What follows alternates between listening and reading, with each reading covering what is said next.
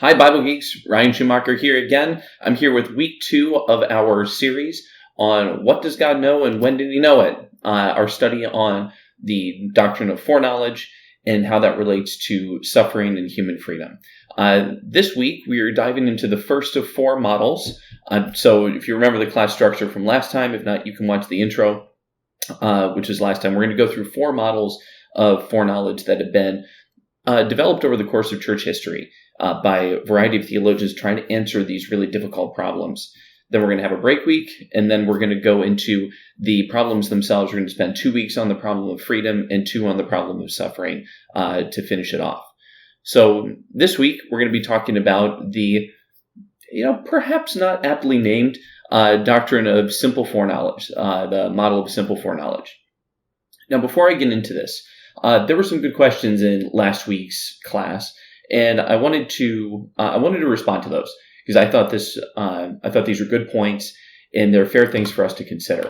And that is, first of all, if you felt challenged, if you felt uncomfortable, if you felt like this is really tough to handle, and all of a sudden things that seemed like they made sense now don't make sense based on last week, congratulations, you were paying attention. These are, I truly believe, the hardest questions that you're going to tackle in the Christian life, or if you are going to engage in theological discussions. There's a reason they are still with us, and there were ecumenical councils that decided on things like the doctrine of the Trinity or the doctrine of the Incarnation, and there has not been an ecumenical consensus on the problem of suffering or human freedom. These are things, like we said, theology. These are intramural discussions. There can be differences of opinion. It's not settled. But there's still reasons to look to study this. And I wanted to go over those real quick because I think there's something particularly important about understanding why we care about this. It can be easy to dismiss this as just head speculation. We're going to talk for 9 weeks about how many angels can dance on the head of a pin. That's not the case with this. And I want to go over why. So why study the different theories of foreknowledge? What does this do for us? The first is that this has implications for either a pastoral or an apologetic response to suffering. When I say pastoral, I mean working with somebody who's struggling in life in some particular way. In this case, some form of suffering. Apologetic is giving a defense for your own beliefs to yourself, perhaps, or to others who might question them. So your understanding of foreknowledge is going to have a pretty big impact on how you respond. So, for instance, that's the wrong key. Some views of foreknowledge, this would be maybe the ones that emphasize God's control more, will say that to somebody who's experiencing suffering, that it is part of God's plan, and God has an ultimate purpose behind whatever is going on. You may find that to work or not. Some people find that very satisfying. Others find it tremendously dissatisfying. They might be appalled and instead say, no, God doesn't have a purpose in the suffering, but God can bring good out of it. Those are 2 very different responses. When you're talking to somebody who is either challenging you or is hurting, if you go one direction or the other, they're going to respond differently. So your understanding of foreknowledge has an implication to how you talk to somebody who is suffering or somebody who's challenging you. Another one is on evangelism and sharing the gospel. Some views of foreknowledge believe in a set definite number of people who will be saved. And the implications of this are that, I'll use the word God's elect, will respond to the gospel rightly preached. So the goal for that group is to rightly preach the gospel. So we are going to, basically, how do I put it? Make no compromises. We are going to explain the doctrine from Scripture. We're going to proclaim it, and God's sheep will hear the voice of God through the Scriptures, and God's sheep will come to Him. Others, on the other hand, believe that God does not know how many people are going to ultimately come to faith. There's an unbounded, undetermined number of people. And it's the duty of the evangelist then to bring people in, to assist people in coming to that responsive faith. So your view of evangelism is, in the way in which you go about sharing the gospel to people, is affected by your view of foreknowledge and providence. Absolutely. We'll get to that a little bit later. Systems that are described as either monergistic or synergistic, that's one actor or multiple actors in, say, the decision of salvation, that comes up. There's different systems, and the foreknowledge component kind of goes along with whichever system of salvation that the particular person tends to follow. Another one is the role of prayer. So when people ask you questions, or when you ask yourself, does God answer prayers, or what is prayer for? The view of foreknowledge and providence has an effect on that. Some people emphasize a settled future, view prayer as means to the end of becoming conformed to the image of God. So the prayer is something that we are commanded to do, and God has given us that command as means to achieving God's ends. That might sound strange to you. Others, it might sound like duh, but that's one view of foreknowledge. Another one that emphasizes maybe a less settled future, or a God who's more actively involved, sees open, direct answers to prayer. Like, the future will be different if I pray versus if I don't pray. Now, I think people in the previous group would say that is true too, but the question is, whose decision is that? Is that part of God's plan that I would pray, or am I going to make a choice that would otherwise, history is going to go in one direction unless I pray, and then it's going to go in another direction, and it truly is not determined which one it's going to be.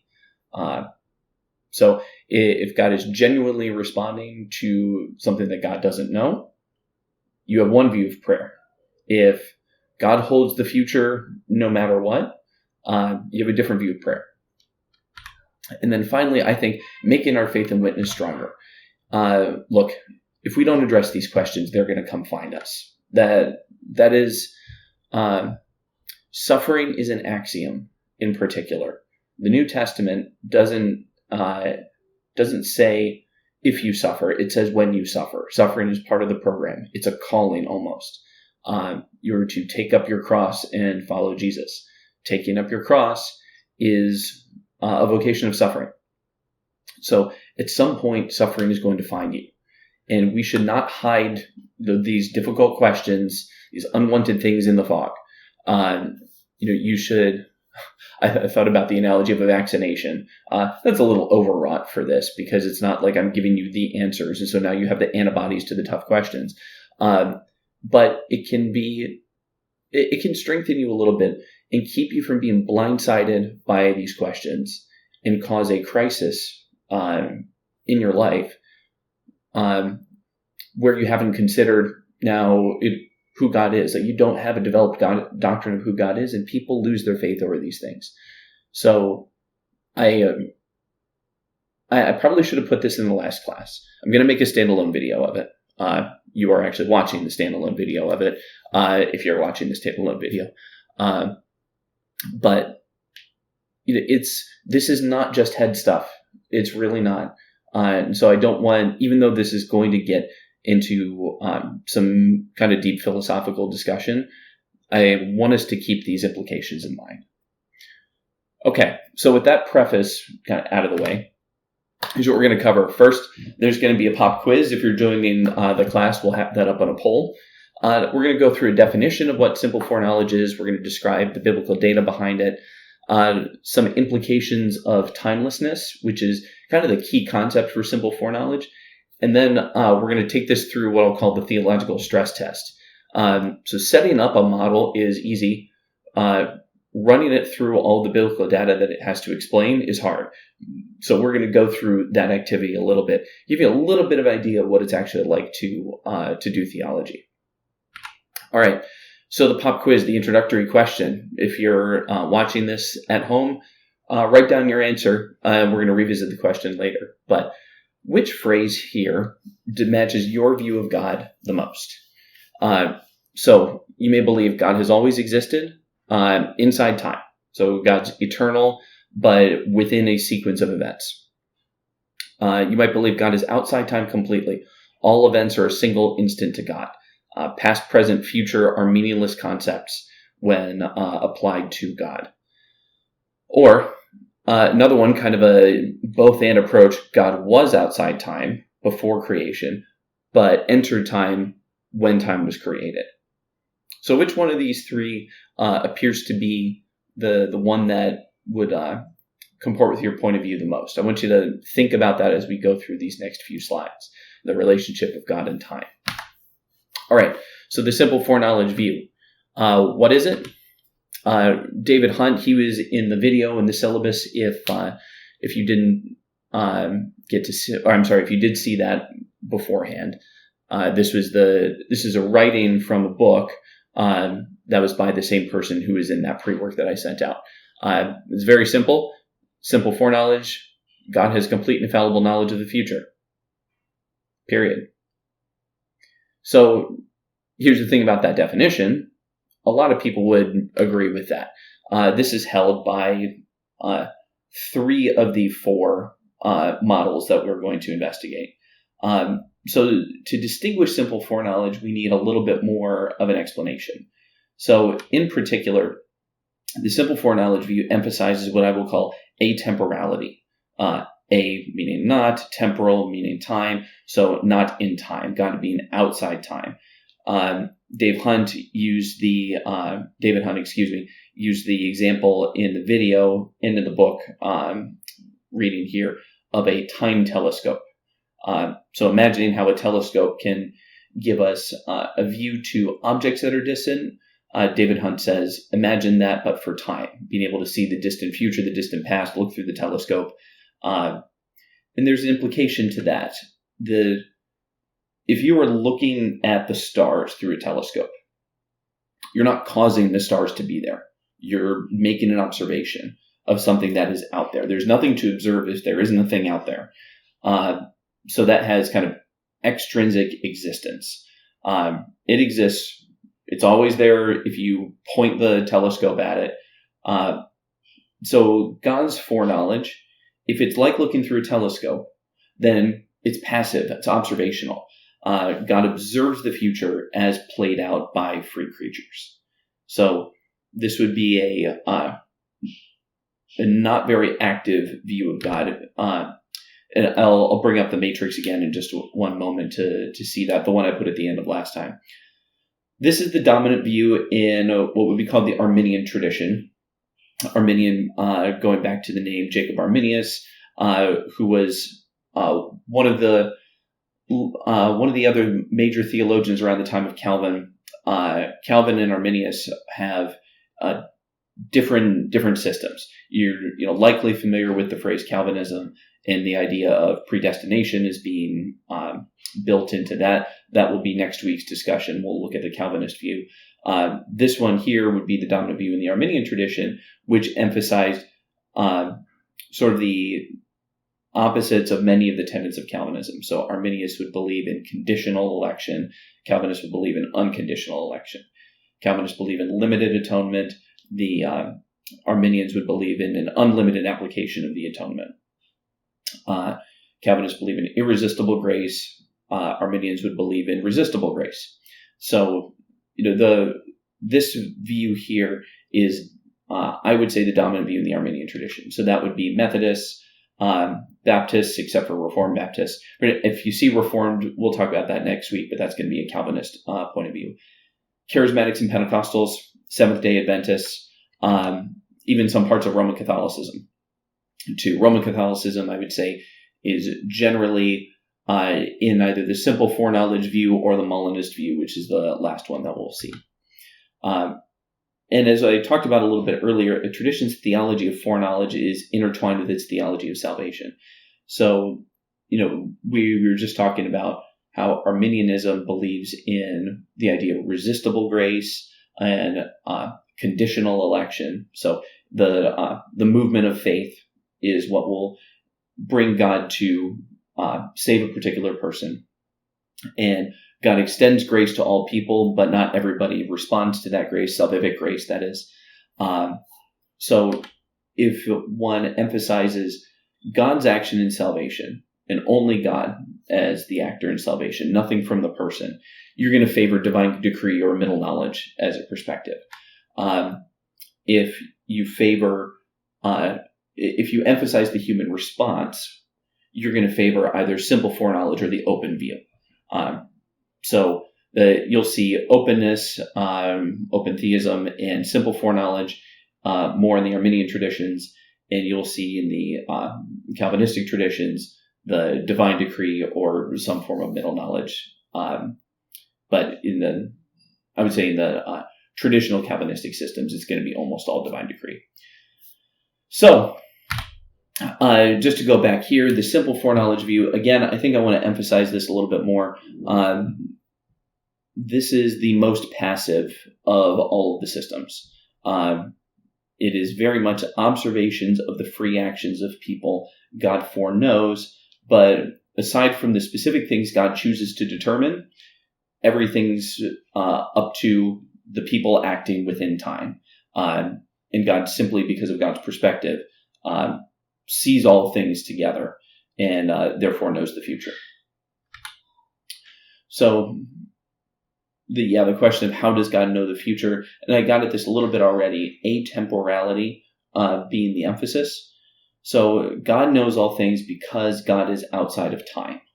I'm not going to say that's the only view of simple foreknowledge, because simple foreknowledge has a very simple formulation, but when you dig into it, this is where the simple foreknowledge perspective seems to have staked itself, that being outside time, atemporality, is the mechanism by which God knows the future. So by time, we'll go over this definition again.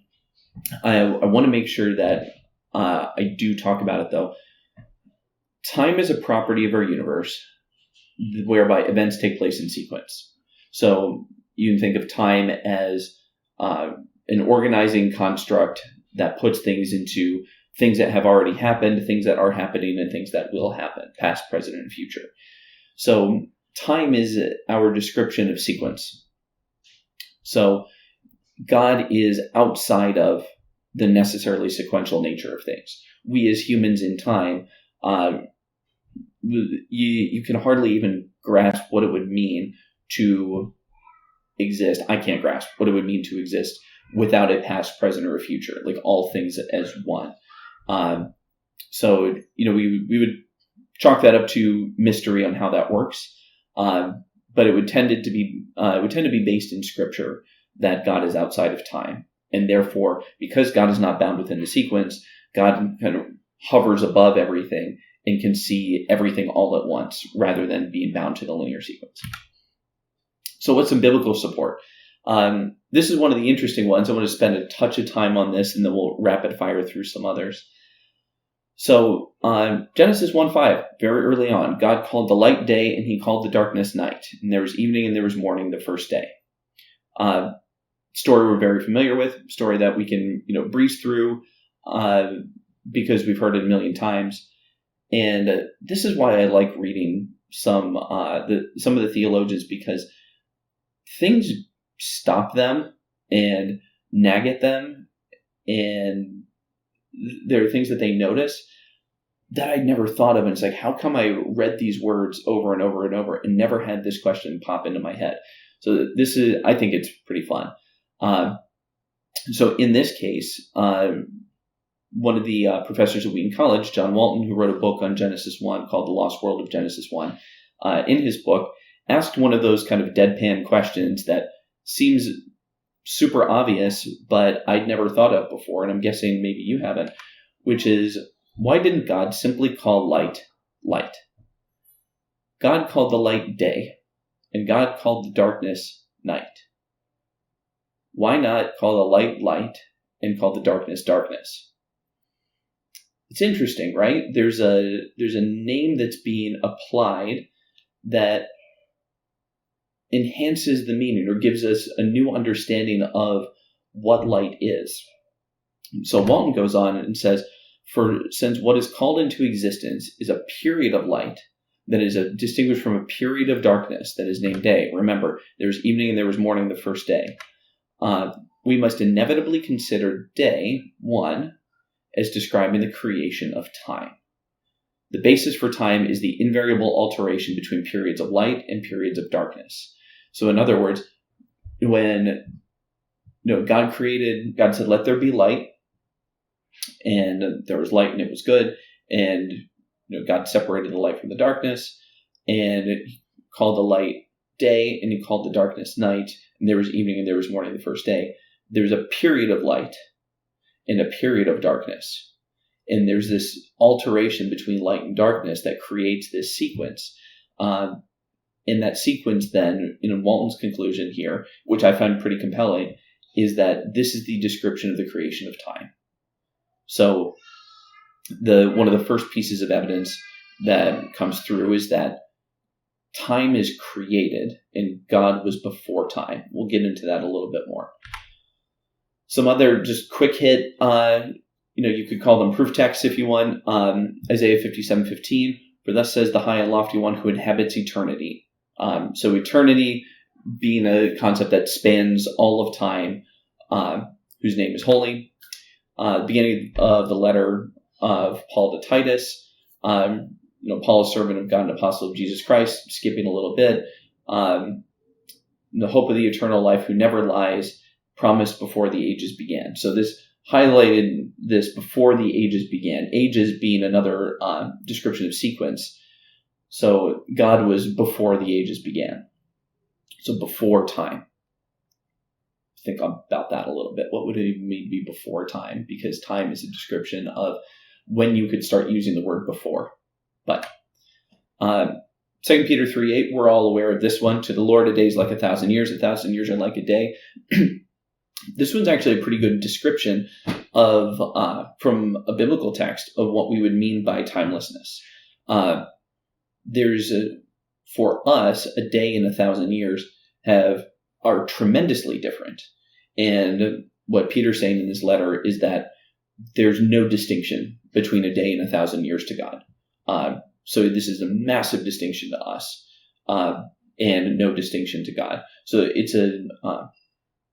it's positing the difference between our time-bound sequential nature and God's non-time-bound existence. Psalm 93:2, you are from everlasting, highlighting that word once more. I am the first and the last, the Alpha and the Omega, in Isaiah 44 and Revelation 21, the beginning and the end. So that this gets us once again to kind of spanning in entirety to the point where there's no matter where you locate yourself in time, there is always God. So the theological conclusions that would come from these verses, we can say that time was created by God, therefore God cannot be bound by time. If God was in time, then there wouldn't be any time to be created because it would already exist. So because it's created and God is uncreated, God can't be bound by something that didn't exist at one particular point in time, whatever that means. But we can say there was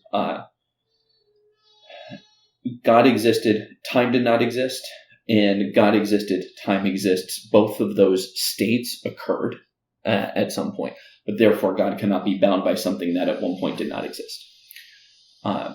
So another is God is described as inhabiting eternity before the ages began, therefore outside of the sequence of events that we inhabit, and so therefore God is outside time, hence timeless. And from this we get the idea that God now can, not being bound by time, which is the thing that keeps us from knowing, because there's this future, right? We have recollection of the past, we have present sensory knowledge, but the future is completely closed to us. This view would posit that there is truth to the future does exist, and God can see it, say, through the time telescope. So I want to press this a little bit on this, like, what does outside time mean? Because, I'm even having a hard time explaining what that would mean without using time-bound words. And so that's the trick with this, right? We're stuck in time. It's almost like asking a fish what wet is like. A fish can know nothing but being wet. So a few things that the theologians say about it. So Jack Cottrell, formerly of Cincinnati Bible Seminary, in the reading that I put in the syllabus before this week, the timeless God knows all things in a single self-contained moment of cognition. John Feinberg, Trinity Evangelical Divinity School, from his book No One Like Him, God is always thinking everything, and there is never any variation in what he thinks. Another theologian, Norman Geisler, what God is thinking, he has forever thought. Maybe bringing Jack Cottrell back here again, if you got to this point, this is early on, describing the view of atemporality. I'm not sure if, I want to be fair to him, I'm not sure if he would actually endorse this perspective, but this was kind of early on in setting the definitions. Describing atemporality in his paper, he says, created history is neither past nor future in God's perception. So history is neither past nor future. Its whole scope is present before him in one eternal now. This also applies to God's actions. Those actions occur sequentially within creation. From God's own perspective, they are not sequential but simultaneous. Everything that God does is performed at exactly the same time in the one eternal now. So everything is a single moment to God. Past, present, future are meaningless constructs when just applied to God. So the implications then of this model are that God's foreknowledge of events, like we described earlier, is passive. God's foreknowledge comes from God's ability to perceive what appears to be in sequence as a single instant. So since God is an observer, God doesn't determine the future. Aside from specific instances where God chooses to intervene, as an observer, like we described with the telescope view, if you look at the moon through a telescope, you are not causing the moon to rotate. The moon is rotating regardless of your observation of the moon. So in the same sense, God observes us, but God does not determine what is being observed because it is a perspective difference. Simply because God sees everything all at once doesn't mean that God's determining. It's just a perception. So implied from these two is that God can or does respond to our actions, our faith, our prayers, whatever, because since God perceives everything in a single moment, God's actions, this goes back to what we just looked at, God's actions in time are our perception of those actions, but God is always doing them. So you can, if you really got into Cottrell's paper, you got to this point where he was describing the sequence, and the world is created, and so God decided to make a world and knew all of the possibilities that could take place for free creatures in any of those worlds. God made the world and instantly, made the universe, I should say, and instantly, because of God's difference in perspective, knew all of the things that were going to happen. Cottrell calls this the noetic Big Bang. Noetic mean like knowledge. So just like there was the physical Big Bang where all matter exploded into existence in a single second or a single moment, God's knowledge from the moment of creation explodes into existence. Immediate moment, because past, present, future, and sequence mean nothing. God knows the end from the beginning. And then God can choose how to respond to all of those things in that moment and how that affects the timeline. God doesn't have to wait for it to happen because, again, it's a perspective thing. It's honestly very hard to use our human language to describe it. So these points then explain the association between simple foreknowledge and Arminianism, which emphasizes the response of faith. So God looking down the corridors of time to see who responds to the gospel and elects those people unto salvation. So, quick summary. God knows the future because God, being outside time, perceives our entire timeline in a single now. Humans are completely free God responds to them in a manner that God sees fit, like electing those God. If you've ever heard God elect those who God foresees will believe, that's the simple foreknowledge view. Evil then would be caused by human free decisions, because God is simply an observer. And simple foreknowledge really is the perspective of simple foreknowledge does not have a position on natural evil or suffering, tsunamis, plagues, earthquakes, whatever. That's not to say that theologians who believe in simple foreknowledge have no answers. It's just that their commitment to simple foreknowledge does not require an explanation. Like when we talk about the divine decree view next week, that view of foreknowledge, God foreknows the future because God decreed all things that happen in time. That view of foreknowledge does have implications for natural evil and suffering. The simple foreknowledge view does not commit somebody to a particular explanation. So, you can, at this point in the class, we'll talk about questions or criticisms. Think about them yourself. I want to share, one with you, going through the challenge of theology. Like we said, the work of the theologian is easy when constructing a model. What if God's foreknowledge is like this? You can imagine whatever, however you finish that sentence. The hard work is stress testing it. Say, okay, if God's foreknowledge is like this, then what do I make of this text? What do I make of that text? What do I make of this problem or that problem? Seeing how it holds up. So we're going to kind of go through the theologian stress test here. So bringing back some definitions real quick.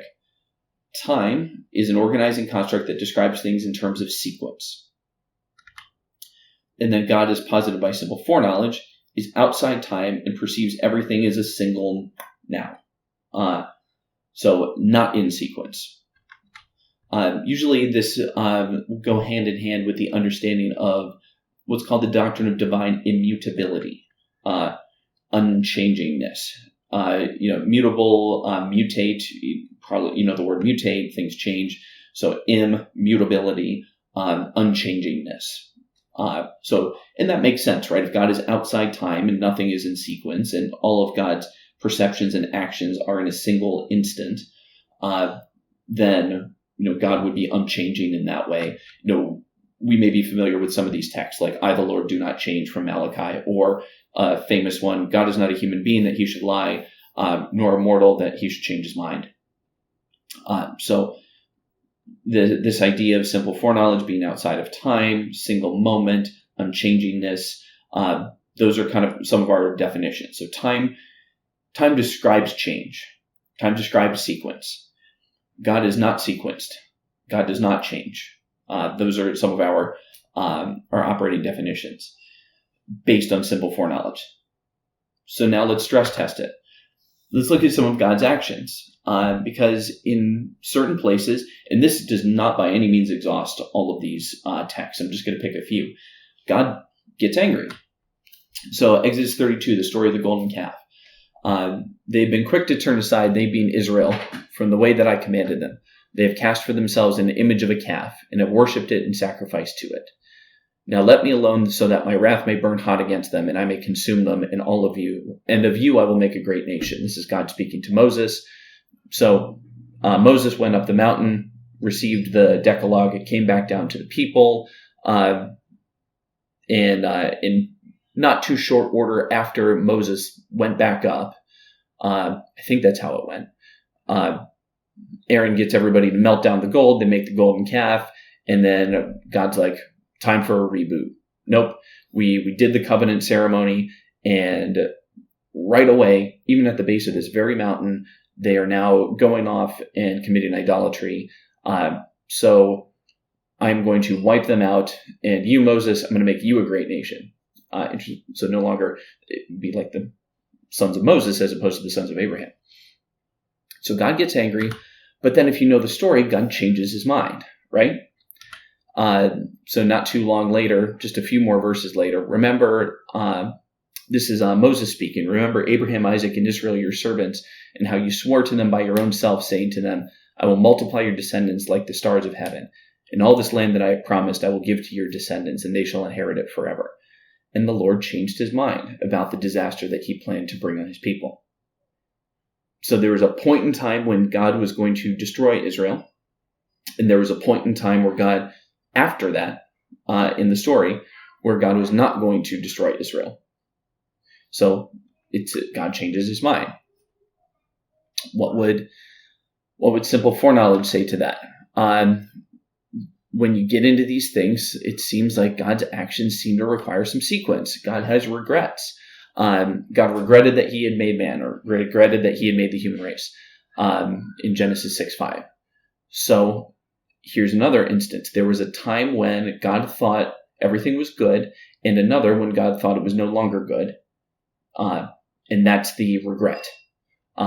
So at one point, God, regret implies that I did something that I wish I hadn't done anymore. That's change. Seems to require sequence. God creates. This is the big one. There was a time before time. Again, you're going to have to work with me here. At one point, we believe the world was created. At one point, there was no world, and then there was a world. So, and God existed in both of those. So God existed, there was no world. That is a state that we believe existed. God exists, and there is a world. That is also a state we believe in. But that puts God in a sequence that locates things in time. So if God creates, that seems to require sequence. But sequence is the definition of time, the change through sequential action. But God's supposed to be outside time. So that's why some theologians might think this presents a challenge to simple foreknowledge. God, who is an eternal now, can't emote, can't create, or can't change his mind because that all requires sequence. So God would need to be in time. That's the contention. And you can argue with that. And some theologians do. But this is one of those stress tests. If you're going to take the simple foreknowledge view, you got to, think through how you're going to handle these texts. If you're going to put your stake in the ground that God is outside time, what do you do with the things where it seems like God acts in time and God changes in time? The opposite, of course, the opposite viewpoint that God does change in time has to deal with the texts that say that God doesn't change in time. This is what theology is about. So I'm going to posit one point of view then that tries to make sense of these texts. And Inigo Montoya is going to join us now. We've been talking about timelessness. And when I thought of this slide, I thought of Inigo Montoya here from The Princess Bride. You keep using that word. I do not think it means what you think it means. So there's something that may sound like a very hair-splitting distinction, but it is pretty important when considering this problem. Timelessness can be sometimes confused between two concepts: atemporality, outside of time, and eternal, which is always existing. Those aren't necessarily the same thing, and you might be able to see why. Atemporal means does not have a location in time. Everything is a single now. That's what we've been talking about. Eternal means God has no beginning and no end, but does inhabit a sequence in a timeline. There is a sequence to God's actions. So you could say that an atemporal God is also eternal. You can say that, and that would be right. But you can also say a temporal God is eternal. That as far back as everything extends backward, and as far forward as anything extends forward, there is always God, eternal, always existing.